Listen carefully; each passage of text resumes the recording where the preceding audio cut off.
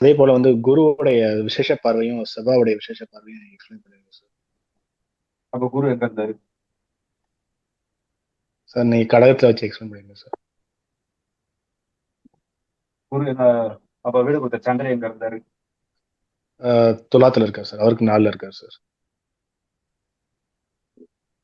துலாத்துல இங்க இருக்கிறாரு. ஆமா சார். இப்ப என்ன தசை நடக்குது? அவருக்கா சார், ம். அவருக்கு ஒரு புதன் தசை நடக்குது சார். பொதுவா பொதுவா குருடைய பார்வையை சொல்ல சொல்றீங்க. என்ன திசை நடக்குது ஆமா சார். அதை பார்க்கணும். புதன் வந்து புதன் தசை நடக்குது சார். இங்கதான் இருந்தாரு. ஆமா, இல்ல சார், மேல சிம்மத்துல இருக்காரு சார். அப்ப கிரகத்தை மட்டும் சொல்லுங்க. சனி இங்க இருந்தாரா? எடுத்துறவா? சனி இங்க தான் சார் இருக்காரு. யாரு? புதன். புதன் தேதி நடத்துறாரு. இவரோட யாரெல்லாம் இருந்தாங்க? சார், புதன் கூட யாரெல்லாம் இருந்தாங்க? புதன் கூட யாரும் இல்ல சார், தனித்த புதன் சார். சரி, அப்ப குருவும் கேது மட்டும் தான் இங்க இருந்தாங்க இல்லையா? 5ல அந்த இடத்துல வந்து சூரியன் இருக்காங்க சார். எங்க இருந்தாரு? கடகத்திலேயே சார். கேது இருந்தாரா? கேது இருந்தார் சார். ஆமா சார். சரி, சூரியன். ரைட்டு. அவர் என்ன நட்சத்திரத்துல இருந்தாரு? கேது என்ன நட்சத்திரத்துல இருந்தாரு? அதாவது கேது வந்து பூசம் குரு சார். பார்வைக்கு குரு பார்வைக்கு விளக்கம் கேட்டீங்க. நீங்க ஒரு இடத்துல எத்தனை கிரகத்தை கொண்டு வந்து வைக்கிறீங்க பாத்தீங்களா? பாருங்க. இப்படி எல்லாம் ஆமா கேட்டா சார். என்ன பதில் சொல்றது? சொல்லுங்க. சார், கேது வந்து பூசம் சார். சரி. பூசம். ம். சனியும் பூசத்துல இருக்காரு சார். சார் இவரு நம்ம சூரியனும் பூசம் சார். சரி. குரு மட்டும்தான் சுயசாரம். ஆமா சார். சந்திரன் என்ன நட்சத்திரம்? அவர் விசாகத்துல இருக்காரு சார். விசாகம். சரி. இந்த சனியுடைய பார்வை இங்க ஒழுங்கும் முதல்ல. அப்ப இங்க யார் இருந்தா? இங்க யாருமே இல்ல சார். இங்க யார் இருந்தா? ராகு மட்டும் அங்க இருந்தாரா? ராகு வேற? இருக்காரு சார். ராகு வேற? வேற யாரும் இல்ல வேற? சார். வேற யாரும் இல்ல. வேற யாரும் அப்ப இல்ல இங்க சார். யார் இருந்தா? இங்க யாரு? இங்க யாரும் இல்ல சார். அப்ப குரு பார்வை வச்சு என்ன செய்ய போறோம்? குரு யார பாக்குறாரு? ராகு மட்டும் தானே பாக்குறாரு. ஆமா சார். அப்ப குரு பார்வை வச்சு என்ன பண்ண போறோம்? சார், சந்திரனுடைய 5ஆம் பார்வைக்கு மகாசாரகம் சந்திர. ஆ? சொல்லுங்க. அவருடைய 5ஆம் பார்வை, 7ஆம் பார்வை, 9ஆம் பார்வைன்றப்ப வந்து அதோடைய அந்த கிரகம் இல்லாம காலையில இருக்கும்போது. காலையான இடத்துல விழுந்து என்ன நடக்க போகுது சொல்லுங்க.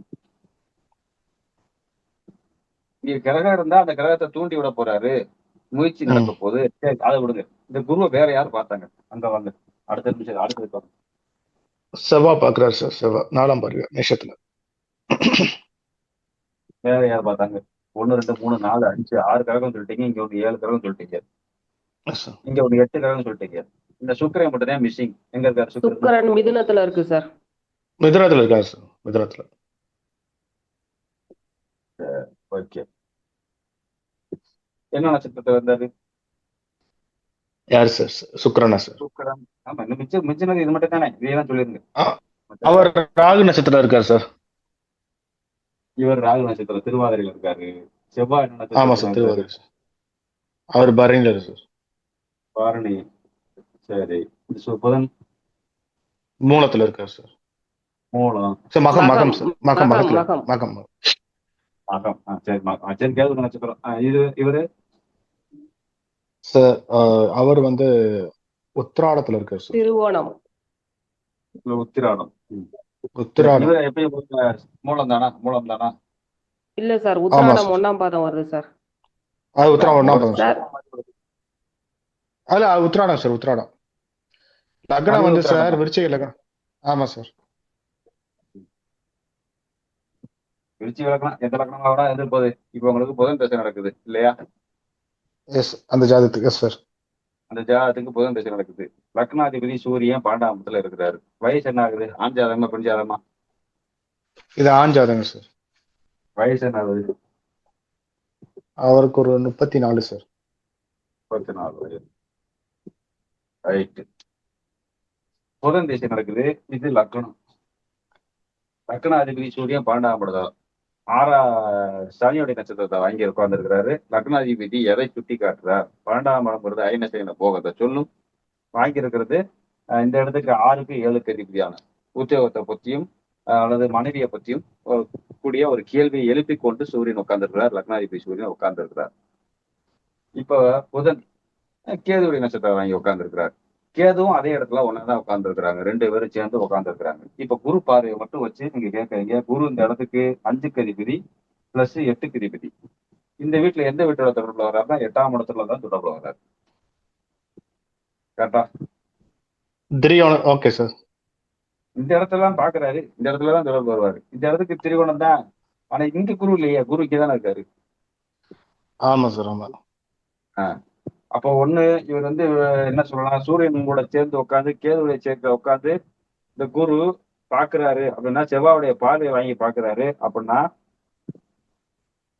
குரு பார்வை சந்திரனுடைய வீட்டுல உட்காந்து செவ்வாவுடைய பார்வையை வாங்கி சொந்த நட்சத்திரத்துல பார்க்கும்போது ஒரு லேண்டு ப்ராப்பர்ட்டி சொத்து வீடு கட்டலாம் அப்படிங்கிற ஒரு பார்வையை பார்க்கலாம்.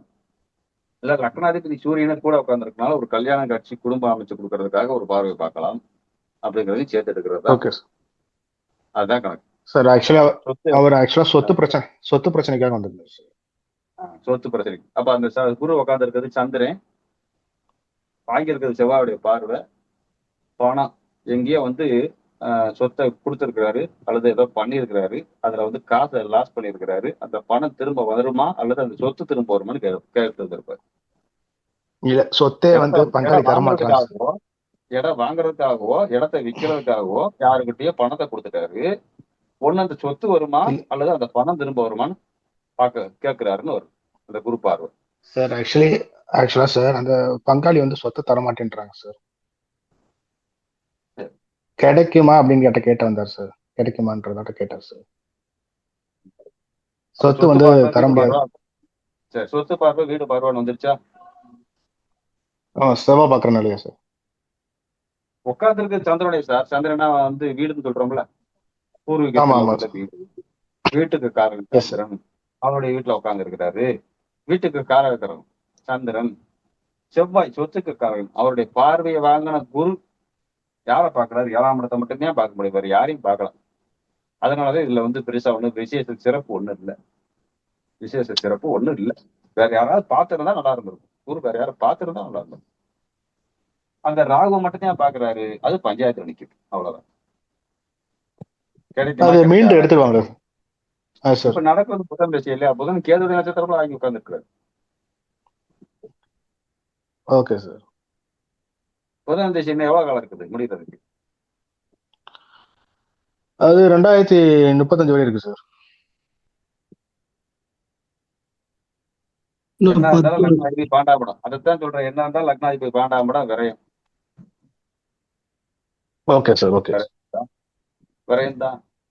அதே தான் இந்த இடத்துல குரு 8க்கு அதிபதி 8ஆம் இடத்தை பாக்குறாரு. வம்பு வழக்கு தான், பஞ்சாயத்து தான், கூட கேது கோர்ட்டு கேஸ் தான். புதனே வாய்தா இல்லையா? வக்கீல் இல்லையா?